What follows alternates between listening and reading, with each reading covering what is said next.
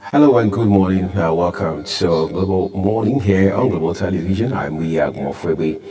It's a great Sunday, first edition of the program for the week. We say a big thank you to you for being with us here. We know Sunday can be a busy one for families across this country, particularly because Christians have to go to church in the mornings for the most part.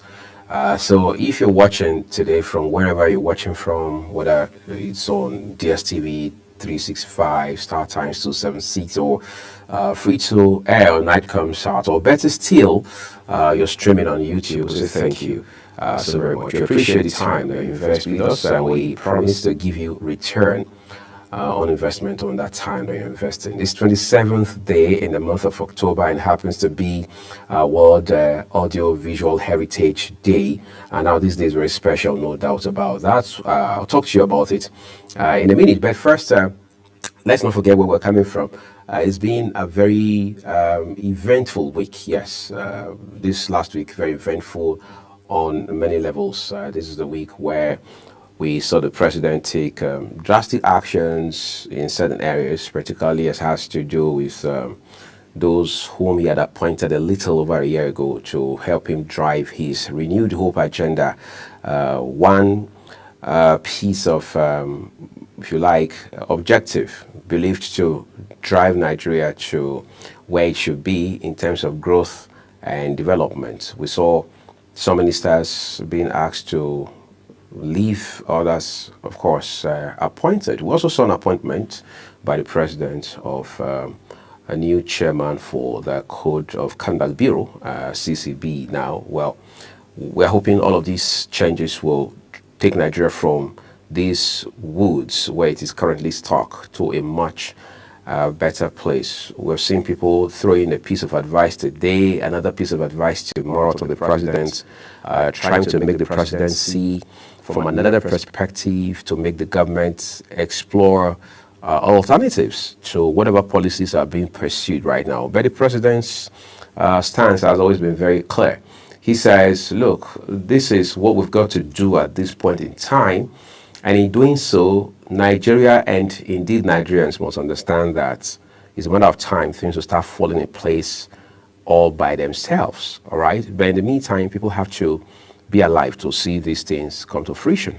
No right-thinking person is going to doubt the fact that the president means well for the country. But what most Nigerians are asking for is, can we not ease things up a little, whether it's in the area of policies, short, medium, or long term, or as it has to do with the initiatives, palliatives, and otherwise being rolled out by these governments. So that's an ongoing conversation, by the way. But in the meantime, whatever it is we're doing, decisions we make, actions that we take must be seen to in ways that are very practical, serve their overall interests of Nigerians. Just to also mention that we have papers for you right up ahead. We'll be looking at those big headlines on a Sunday such as these for you. Let's take a break. When we return, we'll talk about Audio Visual Heritage Day and what it means for us, not just in Nigeria, but across the world.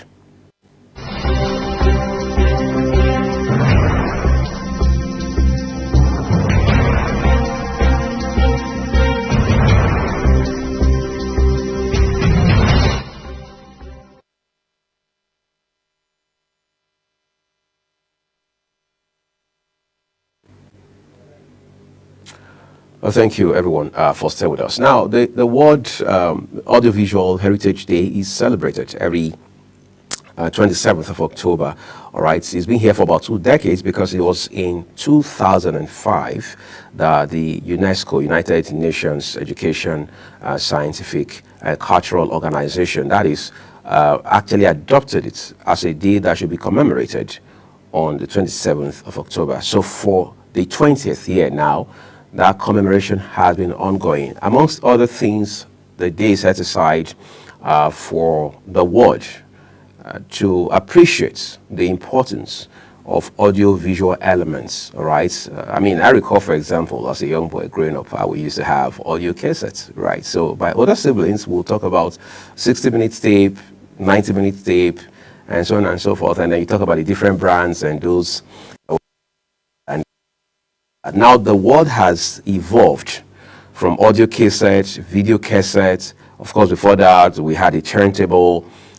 So we've seen that evolution happen. At a point, it was CD, all right, compact disc, as they call it, and then later became DVD, all right, digital video disc. We moved again and again and again. For those who are in the world of IT, I mean computer science, basically we had diskettes and then solid state drive, like hard drive, HDD as they call it for desktops, and then laptops came with their own compact drives, and then SSD, solid state drive, which are believed to be faster. Of course, indeed, they are faster, and then flash drives and so on and so forth. Now, for those who are in the field of media, broadcasting in particular, whether radio or television, we've seen how that has also evolved, all right? Blu-ray disc and all whatnots are now there in the market, all right? It means that there has been this evolution that has helped to shape several industries, including the media space where we play. Now, what this means is that the world on this day appreciates the significance of audiovisual elements. Go to schools now, for example. I mean, there has never been a time in the history of the world where audiovisual aid has been more appreciated than they are today, because of the contribution that they make to the way industries function, all right? Look at projector, for example.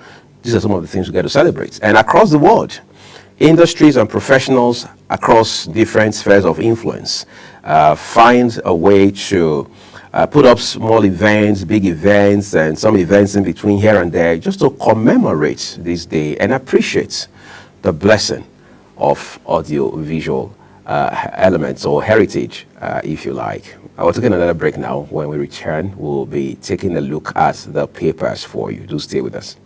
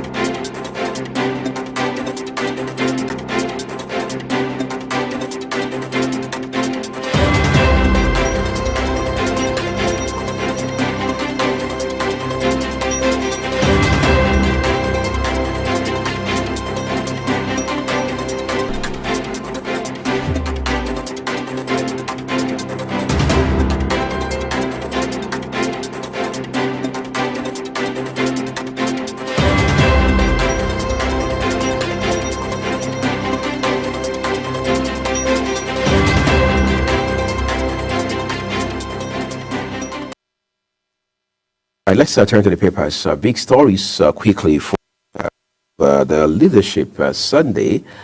First of all right, let's begin with the one I just sent, the nameplate of the leadership Sunday.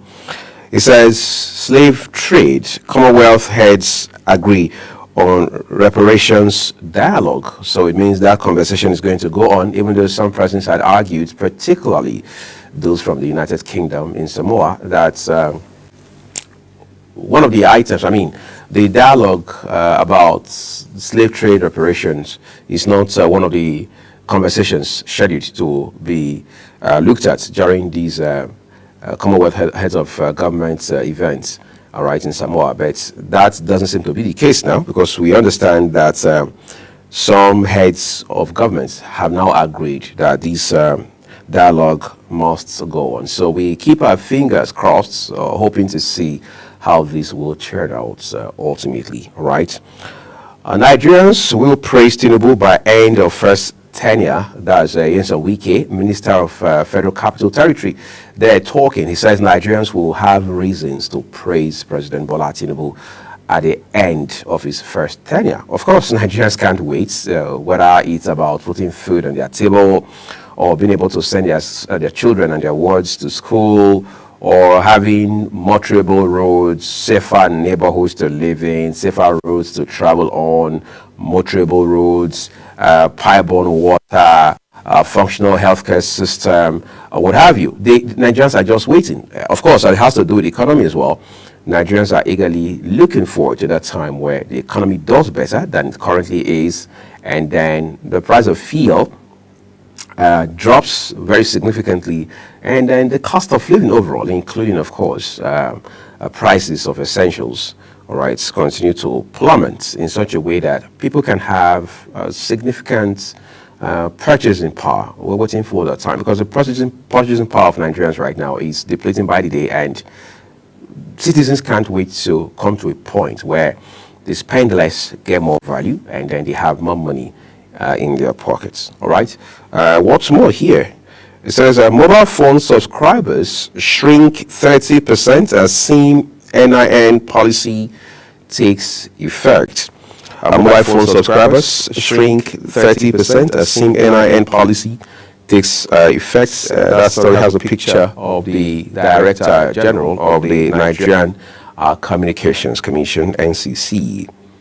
NNPP wins as Kano conduct peaceful local government poll. We understand there had been a court order stopping that poll, but then a day or two down the line, we found there was another court order ordering that poll should go on, and just yesterday it was conducted, and today, since the Leadership Sunday, is reporting that the process was peacefully conducted, and the New Nigeria People's Party, which, by the way, is the ruling party in Kano State, won all right. I think that's what politicians call landslide.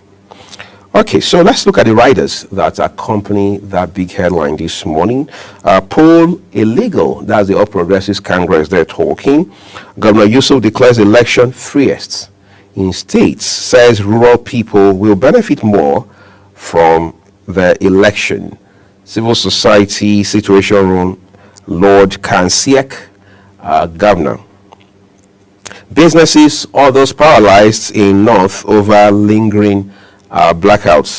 This last weekend, we saw senators coming out to plead with President Bola Tinubu to kindly ensure that power is restored to the North, particularly states across the Northwest, Kaduna, Jigawa, Sokoto, and Katsina State. But we understand that even up to the Northeast, for example, it's pretty much the same story, from Gombe to Borno, from Adamawa to a couple of other states, including Bauchi, in that belt, all right?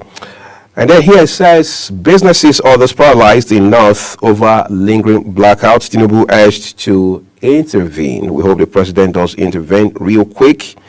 Okay, if you look at the front page of Sunday Leadership, you find quite a number of pictures from the local government polls conducted in Kano State yesterday. And then there is another story here. It says Russian engineers end technical audits of Ajaokuta steel plant. Russian engineers end technical audits of Ajaokuta steel plant. Last year, even into this early year, we had followed that story around Ajaokuta steel for you, and we did a report at that time where we also told you that the government has said that upon completion and full takeoff, that facility will provide at least 500,000 jobs. Yes, 500,000 jobs. That's quite a number for job creation. But where we are now with that process, it's not very clear. But we do hope it all turns out well for Nigeria, because that is one big opportunity we do not want to throw away. Okay. What's more here? It says AFCON qualifiers. CAF fines Libya $50,000, awards Nigeria victory. FG still not paying LGs directly 4 months after Supreme Court judgment. FG still not paying LGs directly 4 months after Supreme Court judgment. What could be the reason for that? Find out on page 4 of the Leadership Sunday. Okay. That's what we'll leave you with the Leadership Sunday. Let's take you straight now to the Sunday Independence. Yes, every paper now has to come with Sunday. All right, let's look at Sunday Independence. First, with the big story. Economy, avoid IMF beta pills. Experts warn FG. Avoid IMF beta pills. Experts warn FG. Say recent forecast a hoax. Inflation may rise above 30%. There are grounds for patriotic optimism. Find all of those interesting details on page 2 of the Sunday Independent.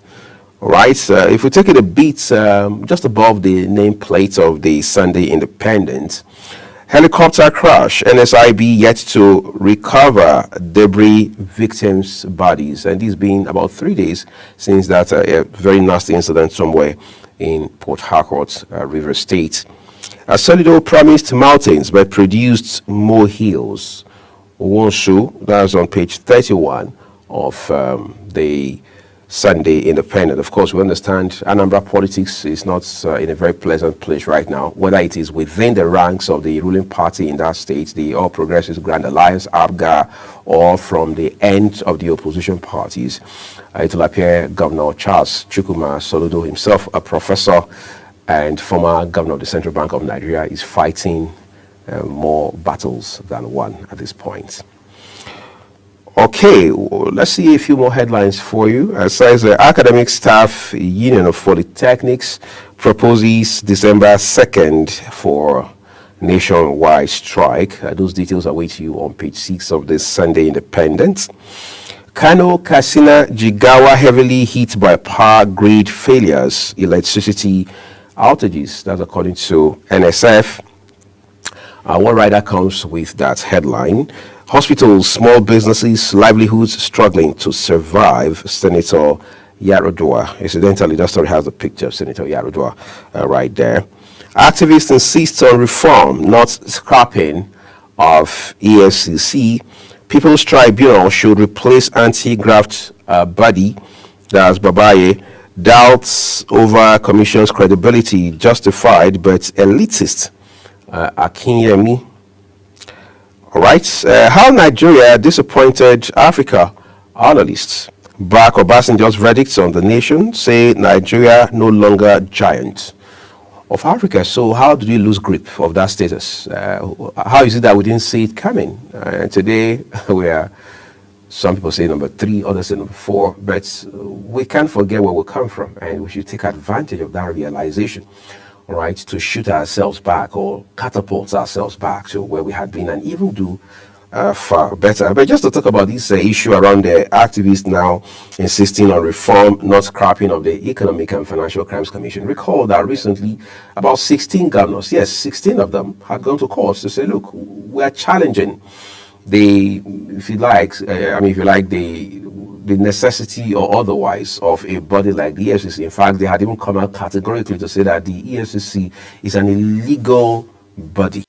16 of them. But just this week, we had seen some of these governors, one after another, come out to withdraw from that suit, including Benue, for instance. Benue arguably is the most recent to have done that. But what exactly is the basis for all of this?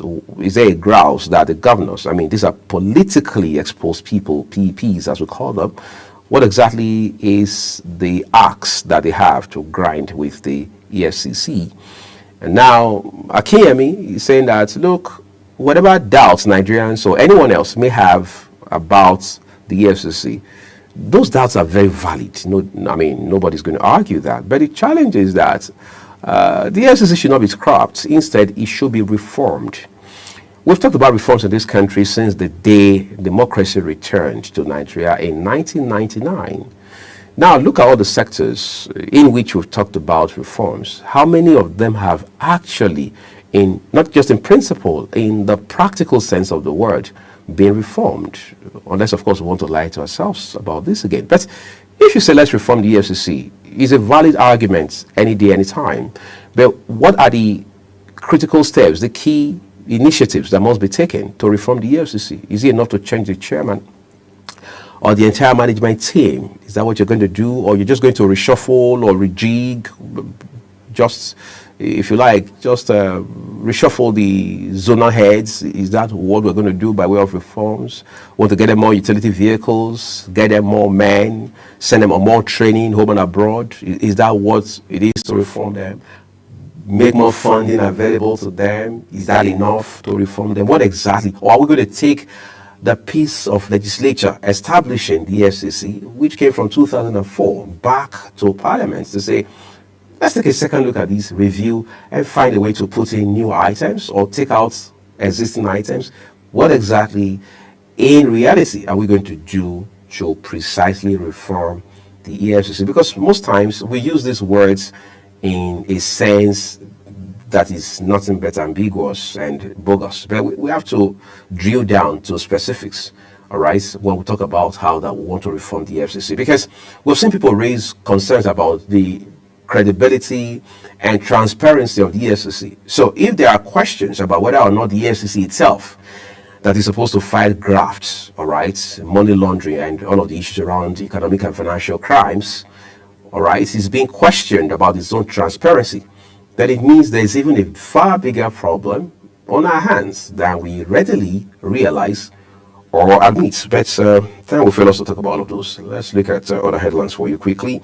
All right, the last one here will be at the very foot of the Sunday Independent. It says, threats to shut down USSD other services raises concern. Yes, you know, the telecoms operators in this country have complained very bitterly in recent times. Last week, the managing director of MTN Nigeria did say that if the government goes ahead, if the government doesn't allow telcos to review, of course, upward review, all right, their tariffs, they are likely going to shut down because, in a manner of speaking, they can't survive the hardship that currently exists in the country.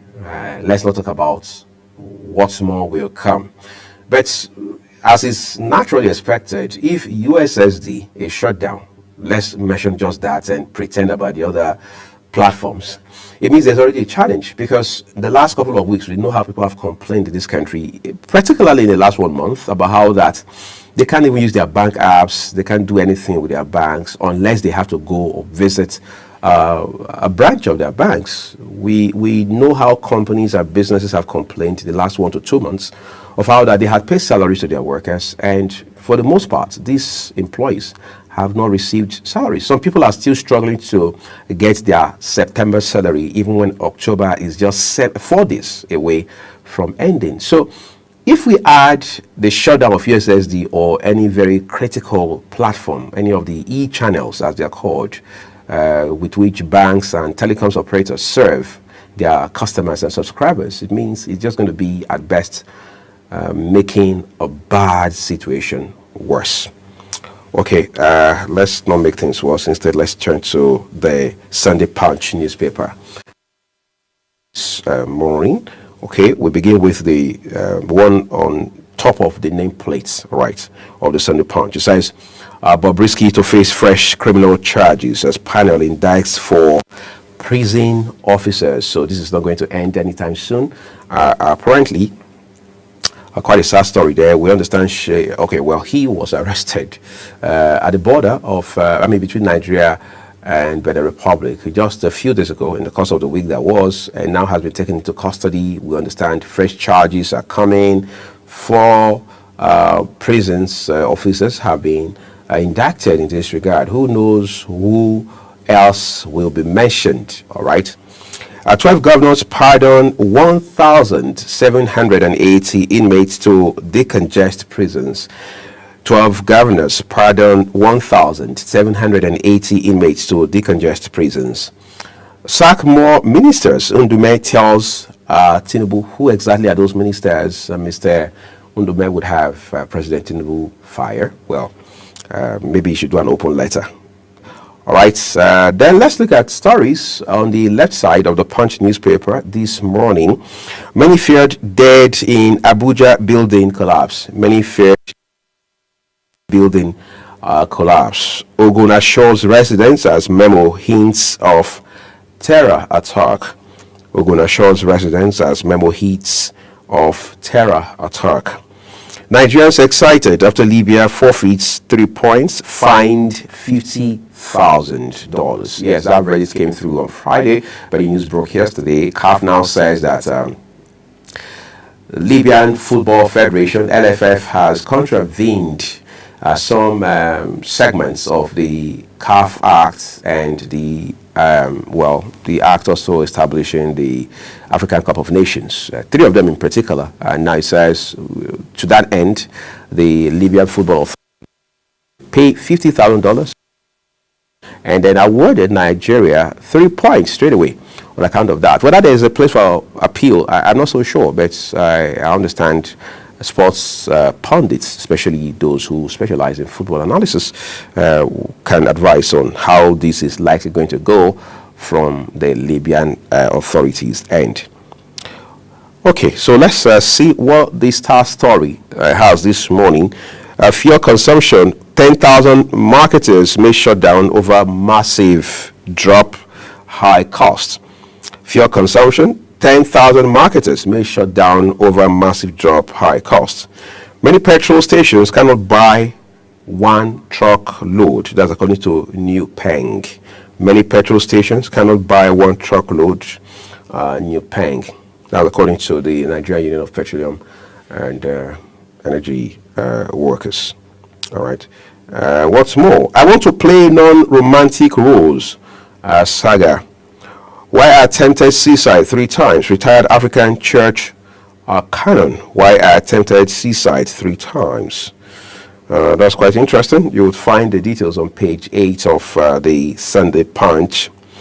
Last but not least, hardship. 50% of private hospitals have closed down, says Doctors Guild's president. 50% of private hospitals have closed down, says Doctors Guild president. If that story is anything to go by, it means it's quite an interesting time that we live in, because even before this hardship, Nigerians had talked about how that healthcare services were already pathetically poor, whether in terms of access to quality of it, quality Medicare, or the costs of it. But now with 50% being said to have shut down on account of hardship, it means is even far worse than we thought. All right, but let's turn to other papers quickly.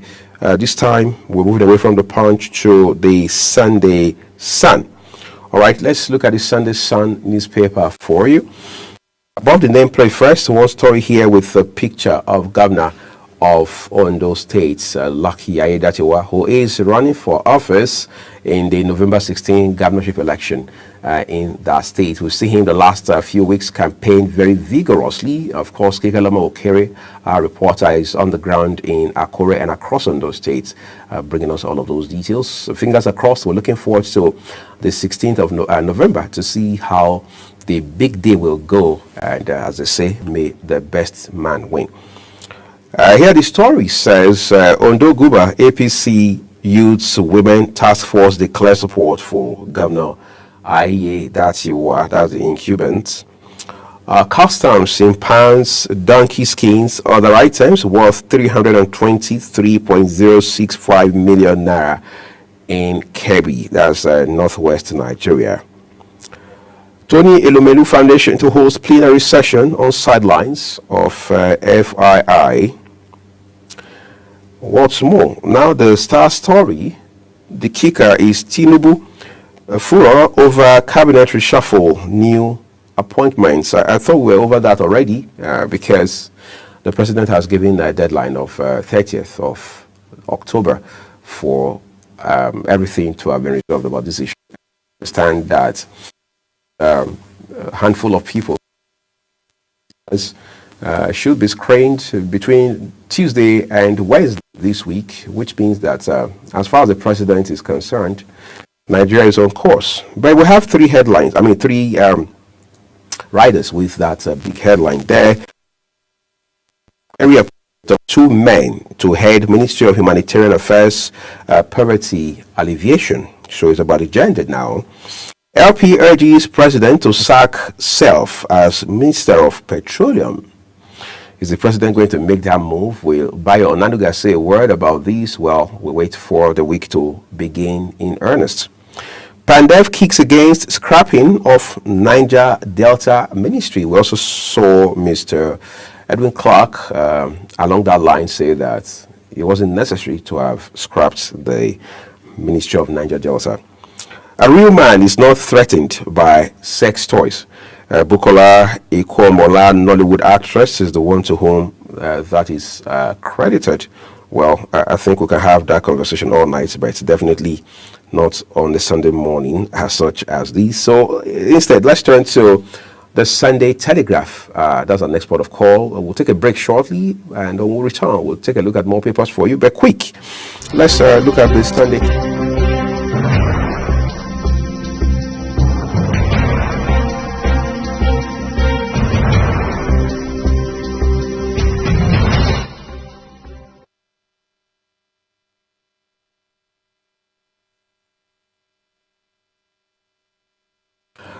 Okay, thank you everyone for staying with us. Now, the Sunday Telegraph, real quick. One with a picture of Governor of Kano State here.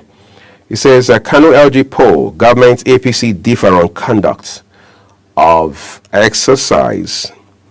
With 2 riders, 3, maybe 2, yes. It says, NNPP wins all LG's words.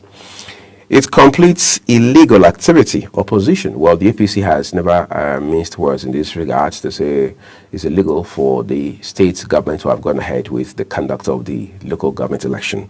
But let's look at all a labor past kept as investigation. State of Awo, Akintola, Sadrana, Balewa, Zik, others' houses. Well, some of them won't do better than an eyesore, but as sad as it is, life goes on, right? To the big story now, PDP crisis, that's the kicker. Pro-anti coalition forces will determine Damagun's fate November 28th. Governor's plots acting at neck. Retired generals, ex-heads of state seek unity in opposition. How Atiku Wike face-off will reshape our party. All right. Then here it says CBN. Again, that's a kicker for you. Global financial watchdog to delist Nigeria soon. Why will they do that? So let's turn to the riders for some insights. Eyes $1 billion monthly diaspora inflows. Edu. Tinubu's bold reforms yielding fruits. Well, that would be a good thing to see. All right. Cabinet reshuffle. Southeast shortchanged again. Say Egu. Eya. The writer says INC force scrapping of Niger Delta Ministry urges reversal. That's the JAW National Congress. ASUP postpones planned nationwide strike. We understand the union, that's the Academic Staff Union of Polytechnics, is now considering December 1st for this proposed strike. All right. Then at the freights of the New Telegraph, airfares hike. Travelers seek alternatives as 1 hour flights moves towards 400,000 naira. Travelers seek alternative as 1 hour flight moves towards 400,000 naira. What exactly are the factors driving up airfares? Well, read up on page 6, and then you find out what the reasons are.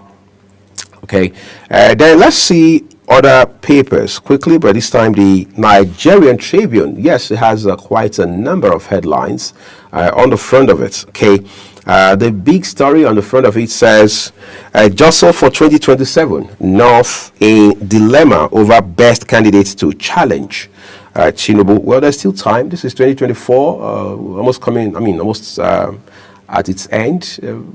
I'm sure those who want to challenge the president from the North still have at least 1 whole year, which is the entire 2025, to make that decision. But the search should begin already because they say elections are about numbers. And if whoever gets the numbers wins, regardless of where they come from. Nigeria is evolving politically and otherwise, whether we like it or not. We have seen how some Big wigs have also left the All Progressives Congress, the ruling party, in recent times. That again is a factor for now and towards 2027.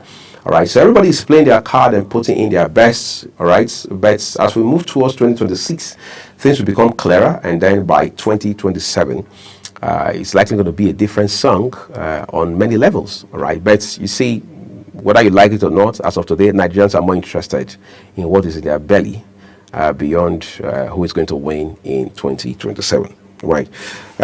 What's more, here at the foot, it says, by way of rider, northern leaders scout for acceptable politician from southwest, line up likely northerners as running mates. And then above the nameplate says, northern senators express worries over blackout in Kano, Katsina, Jigawa. Atiku calls for urgent reforms to end electricity crisis. Again, we use that term, reforms. And one with a picture of President Bola Tinubu here, top right corner of the Sunday Tribune.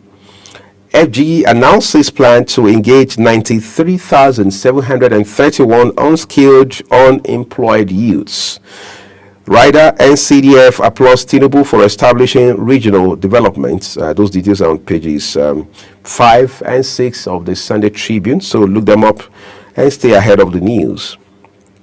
As we take it down a bit further, it says a lady found dead on roadside after visiting man she met on dating site.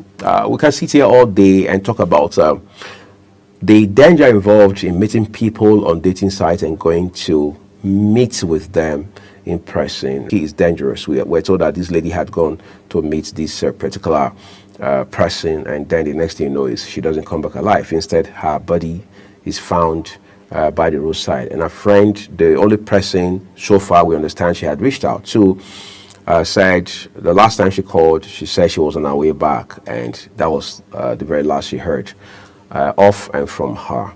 This happened in Asaba, the capital of Delta State. Quite a saddening story. The police command there has already issued a statement in this regard, and we understand the body has been deposited at the morgue for an autopsy.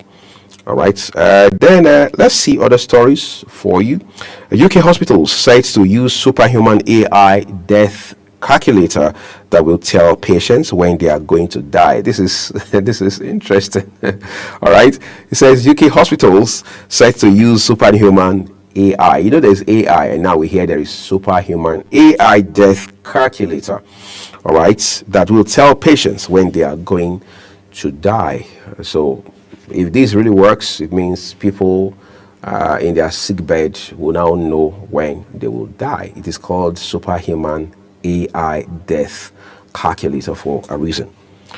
All right, Elumelu to co-chair new African summit in Saudi Arabia.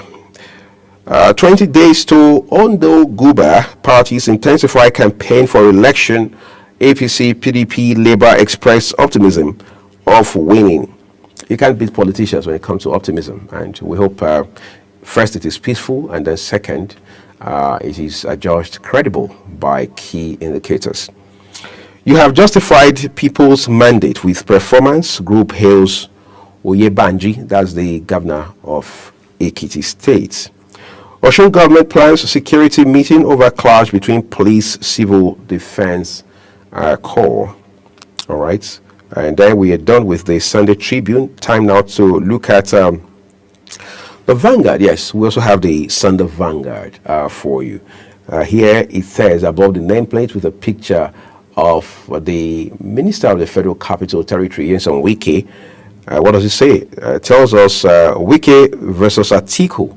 Fresh moves to sack Damagu begin. Those details are on page 5 of the Sunday Vanguard for you. And then you also have one here with a picture of, let's see who that is now, of Nnamdi Kanu, yes, the leader of the proscribed indigenous people of Biafra, IPOB.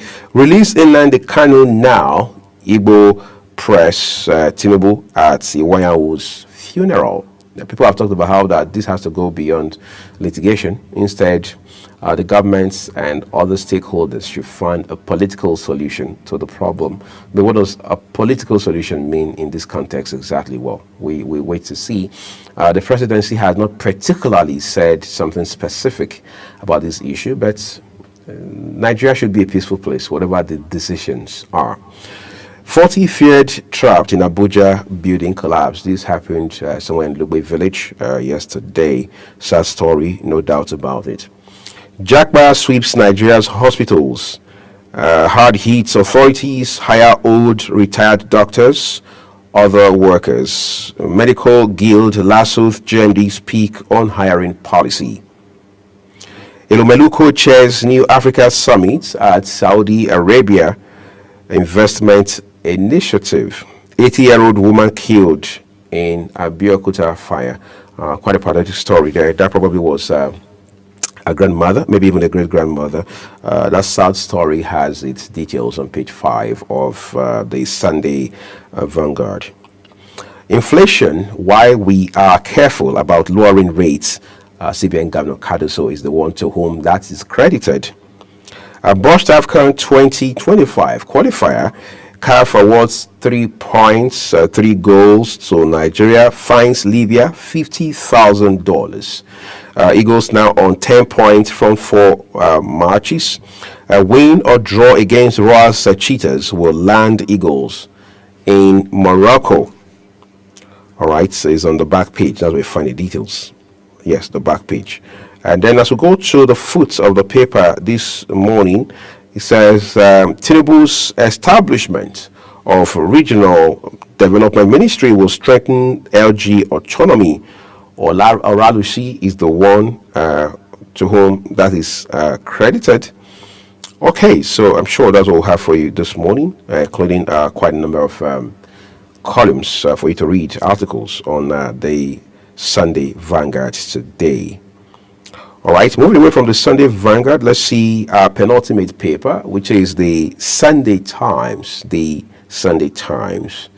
On the front page of the Sunday Times here, it tells us respite for students as ASUP defers strike action, gives FG December deadline. Blackout in northern Nigeria, that's a kicker. Bandits hindering speedy repair of vandalized facilities. The writer says Northern Senators Forum weighs in. Of course, these senators have also appealed to the president to quickly intervene so power can be restored to the northern part of the country. Ice block business in Nigeria, steps, costs, and profits. Local vigilantes provide security as police shuns Kano local government poll. NNPP wins all 44 local councils. Some people will say, well, we didn't have police during the local government election in River State, and the exercise still went on. So what's the big deal? What difference really does it make if we didn't have police on the ground during yesterday's local government election in Kano? Is that going to be the practice going forward, or is it just going to be one of the outcomes from politicians doing what they know how to do best, politicking? All right, someday we'll get to tell ourselves the truth, but for today, let's focus on the headlines, particularly the ones from the Daily Times this morning. FG approves Creative Economy Development Fund, intellectual property monetization pilots. Looks like a great idea on paper, but we hope it does turn out to be a big and rewarding initiative in practical sense. All right. Then lastly here we have one that says AFCON, botched AFCON qualifier. That's the kicker. Botched AFCON qualifier. CAF fines Libya $50,000, awards Nigeria 3 points. Okay. That will be the much we have from the Sunday Times. But our last paper this morning is This Day. Yes, This Day newspaper. Let's begin with the ones above the nameplate. So actually, we have just one above the nameplate here. It says at 696 naira, 696.88 billion naira, foreign investors' transactions in Nigeria's stock markets highest since 2018. So that's a 6-year high, apparently. Okay. What's more, it says Ekong excited as CAF awards Nigeria 3 points, fines Libya $50,000. And insecurity in Northwest now, Tinubu charges military defense minister towards theaters of operations. Cardoso, CBN confidence. Let's see that for you. Cardoso is the kicker. CBN confident of attracting $12 billion diaspora inflows in 365 days. That's quite a tall order. $12 billion of diaspora inflows in 365 days. What are the writers saying? Says Apex Bank working assiduously to get Nigeria out of grey list. Tinubu's bold reforms yielding results. Edun insists. All right. Then what else do we have here? It says NNPP wins all 44 LG chairmanship positions. 484 councillorship seats in Kano. Well, the Kano conversation is going to really become a game changer for Nigeria and its politics, especially at the grassroots level, because there are those who say, well, of course, as expected, the governor, talking about Abba Yusuf, now says that it is the freest of all elections in the history of Kano State, which is debatable anyway, but not for today. However, you have people from the other side, the opposition, and even those who are, well, for the most part, neutral, including civil society organizations, saying that this was illegal, given the circumstances under which it was conducted. But there are two court orders in this regard. The first one actually had stopped the exercise from going on, but you understand, Kano State government went to court to secure another order that's approved, so to speak, for the poll to go on. There's going to be a conversation around hierarchy of court in this case, because we understand the first court was a federal court. All right. But whatever the case may be, the important thing now is that these elections have been conducted. There's going to be a conversation about the legitimacy or otherwise of the persons, the chairman and the councillors who have been produced, so to speak, on account of these polls conducted yesterday. And of course, controversies around the processes that even give them the platform to run and to have that election conducted just yesterday. We're taking a quick break now. When we return, we'll come wrap it up for you to stay with us.